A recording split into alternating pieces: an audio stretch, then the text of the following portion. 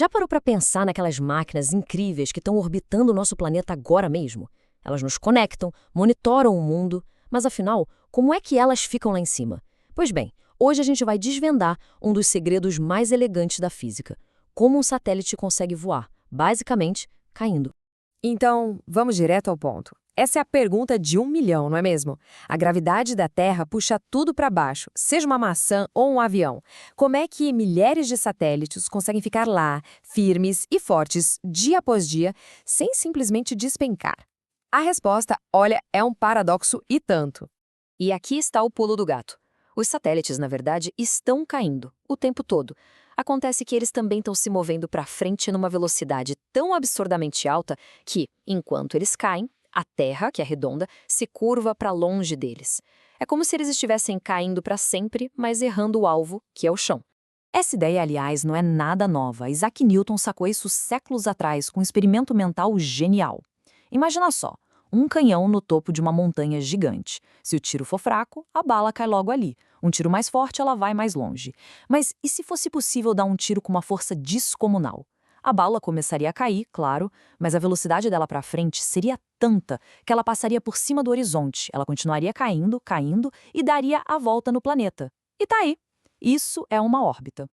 Então, o grande segredo é essa dança perfeita entre velocidade e altitude. E claro, dependendo da missão do satélite, essa combinação muda completamente.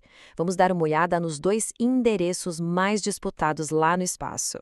Basicamente, existem dois tipos principais de órbita. Mais pertinho de casa, a gente tem a órbita terrestre baixa, a LEO. Ali, a uns 300 quilômetros de altura, os satélites são velocistas, dão várias voltas na Terra por dia. É o lugar perfeito para observação e pesquisa científica. Agora, bem mais longe, mas muito mais longe mesmo, fica a órbita geoestacionária, a GEO. Olha só, este diagrama dá uma boa ideia de como o espaço ao redor da Terra é movimentado.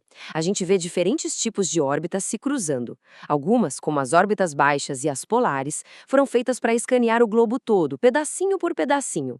Já outras, como as geoestacionárias, são projetadas para ficar focadas num único ponto, feito um vigia celestial.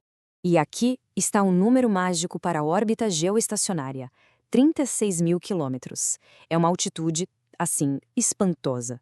Só para você ter uma noção, a Estação Espacial Internacional está a meros 400 quilômetros de nós. A gente está falando de uma distância quase 100 vezes maior. É chão, quer dizer, é espaço pra caramba. Nessa altitude exata, a 36 mil quilômetros, o tempo que o satélite leva para dar uma volta completa na Terra é de exatas 24 horas. E como a Terra também leva 24 horas para girar, o resultado é que o satélite fica travado sobre o mesmo ponto do planeta. É exatamente por isso que as antenas de TV via satélite não precisam ficar se mexendo. Elas apontam para um lugarzinho fixo no céu e o satélite está sempre lá, esperando. Beleza, já entendemos o onde, a órbita. Agora vamos mergulhar no o quê. Afinal, como é um satélite por dentro? Apesar de toda a complexidade, a estrutura básica é até que bem simples de entender. É o seguinte: todo e qualquer satélite pode ser dividido em duas partes principais. Uma boa analogia é pensar num ônibus. Existe o veículo em si, que tem o motor, as rodas, o chassi para tudo funcionar, e existe a carga que ele transporta, que é o que realmente importa para a viagem.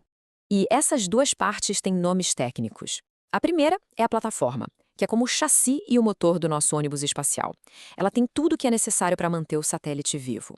A segunda parte é a carga útil, que são os equipamentos que de fato cumprem a missão, seja uma câmera superpotente, uma antena de comunicação ou um sensor científico. A plataforma é de fato o sistema de suporte à vida do satélite e é feita de vários subsistemas vitais. O controle de atitude, por exemplo, é o que aponta o satélite para o lugar certo. O suprimento de energia, com seus painéis solares gigantes, é o coração que bombeia a energia. E tem o controle térmico, que é crucial para proteger tudo das temperaturas extremas do espaço, que variam de um calor infernal a um frio congelante em minutos. Agora, falando da carga útil num satélite de comunicação, a grande estrela é o transponder. Pensa nele como um mega repetidor no espaço. Um sinal bem fraquinho sobe da Terra, já perdendo força no caminho.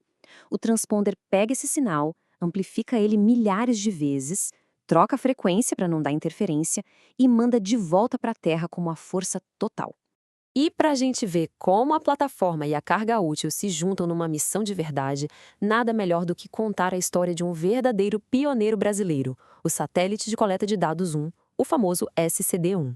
Essa jornada começou lá nos anos 80, com um projeto muito ambicioso chamado Missão Espacial Completa Brasileira. O objetivo era gigante: dar ao Brasil autonomia total em tecnologia espacial. Demorou, mas depois de anos de trabalho duro, em 1993, o SCD-1 foi lançado, colocando o país de vez na era espacial. E o sucesso foi tão grande que 5 anos depois já veio um sucessor, o SCD-2. O SCD-1 era um satélite relativamente pequeno, com seus 115 quilos. E olha que interessante, para se manter estável, ele não usava jatos supercomplexos. A solução foi bem mais engenhosa. Ele girava em torno de si mesmo, igual a um peão, a 120 rotações por minuto. E a missão dele era totalmente focada no nosso meio ambiente.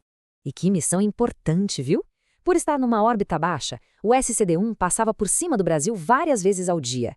Isso permitia que ele funcionasse como um carteiro espacial, coletando dados de centenas de estações automáticas espalhadas pelo país. Estações que medem o nível dos rios, a quantidade de chuva. O satélite recebia essas informações e retransmitia na hora para os centros de controle. Dados cruciais para monitorar nossas bacias hidrográficas e até prever o tempo. E o mais impressionante de tudo, o SCD-1 foi projetado para funcionar por um único ano, só que ele continuou operando por mais de uma década. Foi um sucesso estrondoso que provou a capacidade da nossa engenharia e consolidou um sistema de monitoramento ambiental que está aí funcionando até hoje. E assim a gente fecha o círculo. Saímos da ideia genial de Newton de uma bala de canhão que nunca atinge o chão e chegamos a uma rede global e complexa de máquinas que se tornaram os olhos, os ouvidos e, por que não, o sistema nervoso do nosso planeta. Isso tudo nos deixa com uma reflexão para o futuro. Hoje, não são mais algumas centenas, mas dezenas de milhares de satélites nos observando. Essa presença constante no espaço está redefinindo tudo, da comunicação à ciência. A grande questão que fica no ar é como essa vigilância ininterrupta dos céus vai continuar a transformar nosso futuro aqui na Terra.